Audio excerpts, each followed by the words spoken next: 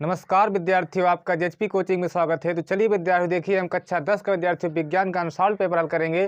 तो विद्यार्थियों देखिए, इसका मैं विद्यार्थियों जो सेट नंबर 1 है मैं आपको हल करा चुका हूं। आज विद्यार्थियों देखिए हम सेट नंबर 2 हल करेंगे विद्यार्थियों।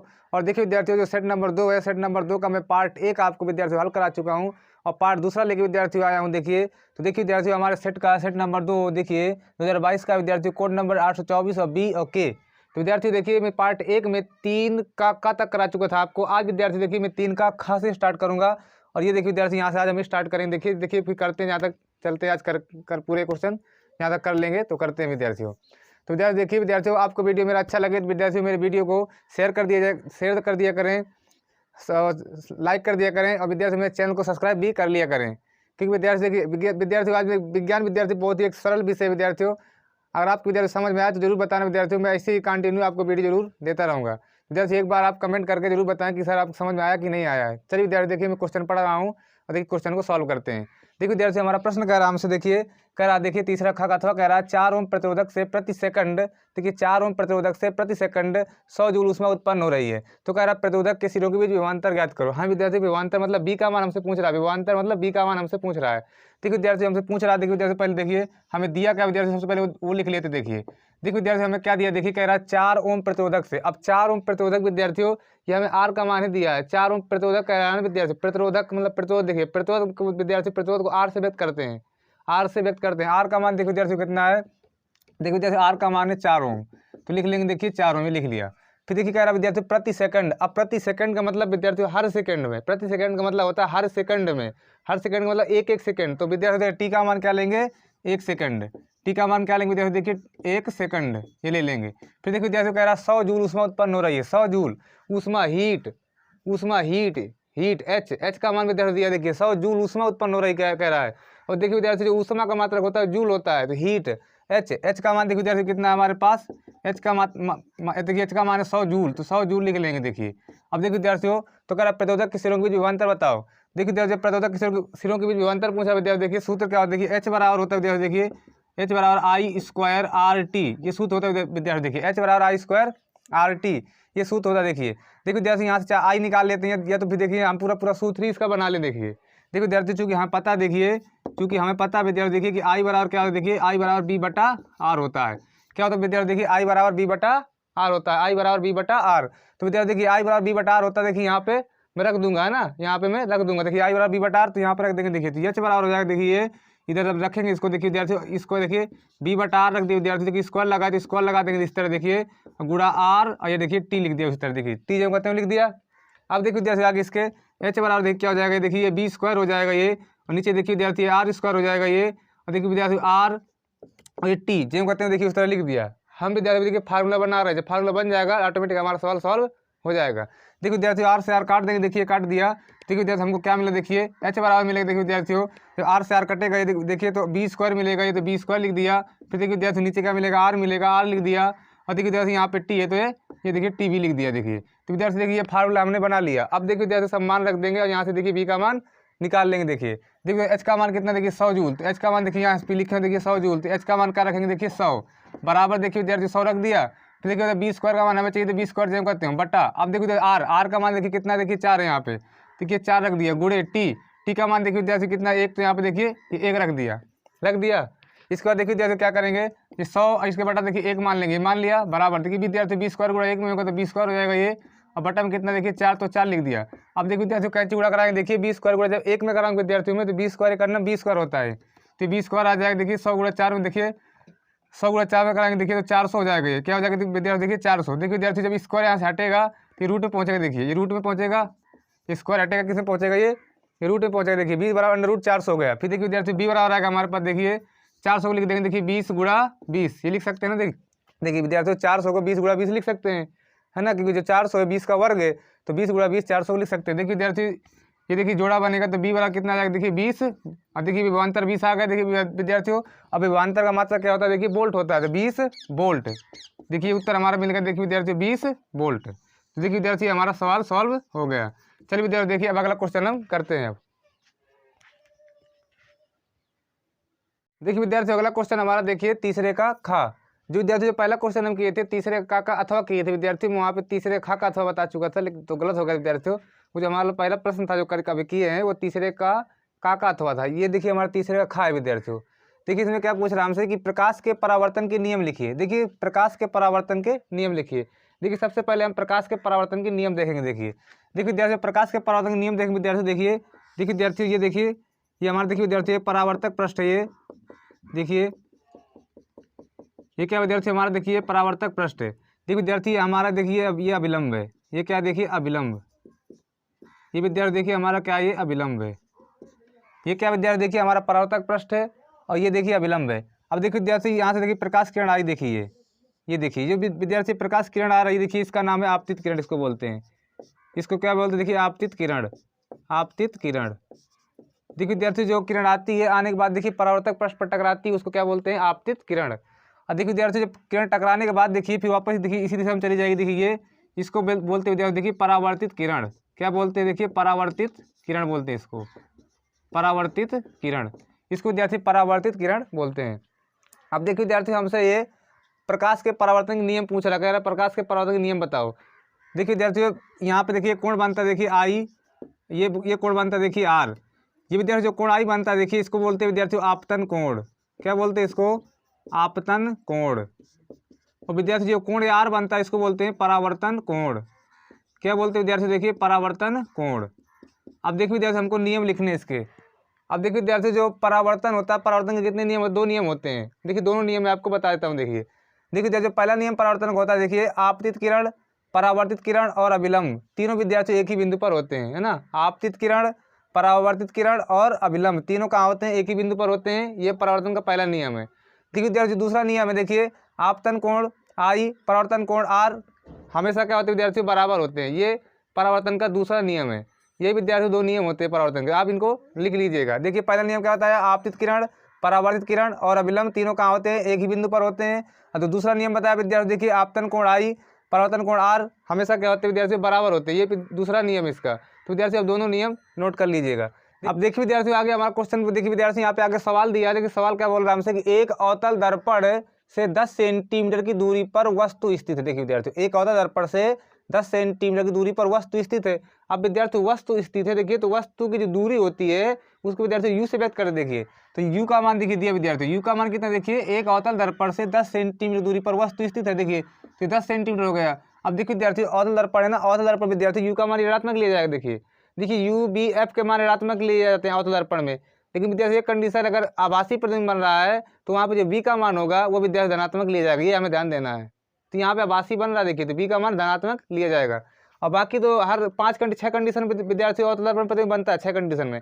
तो 5 कंडीशन ऐसी होती हैं जिनमें देखिए यू बी एफ तीनों, यू बी एफ का मान विद्यार्थी देखिए हम ऋणात्मक लेंगे। लेकिन विद्यार्थी एक कंडीशन है जिसमें आभासी प्रतिबिंब बनता है, उसमें विद्यार्थी जो हम बी का मान लेंगे वो ऋणात्मक लेंगे। ये हमें ध्यान देना है। देखिए विद्यार्थियों एक अवतल दर्पण से 10 सेंट दूरी पर वस्तु स्थित है, तो यू का मान देखिए 10 सेंटीमीटर हो गया। लेकिन विद्यार्थी हम माइनस कर लेंगे।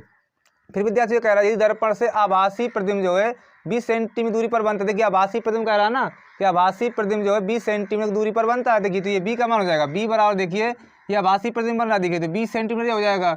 अब देखिए विद्यार्थी ये मान लेंगे ऋणात्मक लेंगे, धनात्मक लेंगे क्योंकि आभासी प्रतिबिंब बन रहा है। ये ऋणात्मक नहीं लेंगे, इसको क्या लेंगे धनात्मक लेंगे। और देखिए विद्यार्थी हमसे दर्पण की वक्रता त्रिज्या पूछ रहा है। ये कर दर्पण की वक्रता त्रिज्या ज्ञात करो, आर का मान पूछ रहा है हमसे। क्या पूछा है आर का मान। तो विद्यार्थी देखिए फोकस दूरी जो वक्रता त्रिज्या में जो संबंध का सूत्र होता है एफ बराबर आर बटा 2, तो पहले हमको एफ निकालना पड़ेगा यहाँ से। तो एफ निकाल लेते चलिए। देखिए विद्यार्थी सूत्र लगाएंगे दर्पण वाला। देखिए तो 1 बटा एफ बराबर 1 बटा बी प्लस 1 बटा यू, ये लगा देंगे। देखिए 1 बटा एफ का मान हमें निकालना। देखिए तो 1 बटा बी का मान देखिए 20 सेंटीमीटर 20 लिख देंगे, प्लस 1 बटा यू का मान कितना देखिए माइनस का 10 है। तो 1 बटा एफ बराबर देखिए 1 बटा 20 ये प्लस माइनस 1 बटा 10, ये देखिए हो गया। अब देखिए तो सॉल्व करेंगे इसको। देखिए तो 20 का 10 का देखिए 20 आएगा ये। अब 20 का भाग जब 20 में देंगे विद्यार्थियों एक बार जाएगा, 1 गुणा 1 में करेंगे देखिए 1 आएगा, माइनस 10 दूना 20 दो बार तो 2 आया। देखिए तो 1 बटा एफ बराबर यह है हमारे पास 1 बटा एफ बराबर। अब देखिए विद्यार्थी 1 बटा एफ आ गया। देखिए तो 1 बटा एफ बराबर देखिए इसको घटा देंगे। देखिए तो माइनस का 1 बटा 20 हो जाएगा। तो एफ का मान कितना जाएगा देखिए एफ का मान हो जाएगा माइनस का 20 सेंटीमीटर। देखिए एफ का मान निकाल लिया। देखिए विद्यार्थी हमने एफ का मान निकाल लिया। हमें लेकिन एफ का मान थोड़ी चाहिए, हमें क्या चाहिए वक्रता त्रिज्या चाहिए आर का मान, है ना। तो एफ बराबर का होता है देखिए, अब एफ बराबर होता है देखिए आर बटा 2, यहाँ से लगा देंगे। देखिए एफ का मान 20 है तो माइनस का 20 बराबर आर बटा 2, अब बटा 1 मान लेंगे। देखिए कैंची उड़ा कराएंगे। देखिए आर 1 आर ये 20 दूना 40 माइनस का 40 सेंटीमीटर। विद्यार्थी देखिए वक्त त्रिज्या में प्लस धनात्मक बतानी पड़ेगी ना, क्योंकि आर का मान वक्त त्रिज्या का ऋणात्मक होती नहीं। देखिए आर का मान क्या है, देखिए आर का मान 40 सेंटीमीटर। ये विद्यार्थी देखिए हमारे प्रश्न का आंसर हो जाएगा। आर का मान क्या है, देखिए 40 सेंटीमीटर। चलिए विद्यार्थी अगला क्वेश्चन हम करते हैं। अब